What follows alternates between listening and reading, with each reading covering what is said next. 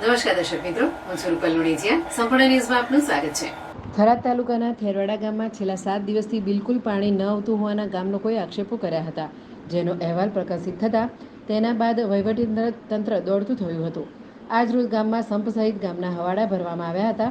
વહીવટદારની સરાહનીય કામગીરી સામે આવી હતી. થરાદ તાલુકાના થેરવાડા ગામમાં વસવાટ કરતા 20થી વધુ ઘરોને પીવા માટે પાણી ન આવતા ભારે હાલાકી ભોગવી રહ્યા છે.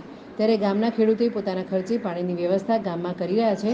ત્યારે તંત્ર આ બાબતે જાણે અજાણ હોય તેવી રીતે વર્તન કરતા ગ્રામજનોએ ટેન્કર મારફતે પાણી ભરતા હતા, જેનો અહેવાલ પ્રકાશિત કરવામાં આવ્યો હતો. જે બાદ તંત્ર દ્વારા કામગીરી હાથ ધરવામાં આવી હતી. મોરથલથી થેરવાડા પાઇપલાઇન ચેક કરી જે જગ્યાએ કામગીરી કરવાની થતી હતી તે જગ્યાએ તાત્કાલિક રિપેરિંગ કામ કરી થેરવાડા ગામે સંપના પાણી મૂકવામાં આવ્યું હતું, જેના દ્વારા ગામમાં પાણી આવતા ગામના પશુઓ માટે હવાડા ભરવામાં આવી રહ્યા હતા. ઉલ્લેખનીય છે કે થેરવાડા વહીવટદાર માધાભાઈ ચૌધરી દ્વારા ગામમાં તાત્કાલિક ધોરણે કામગીરી કરાવી પાણીની સમસ્યાનો ઉકેલ લાવવામાં આવતા ગ્રામજનોમાં આનંદની લહેર વ્યાપી ગઈ હતી.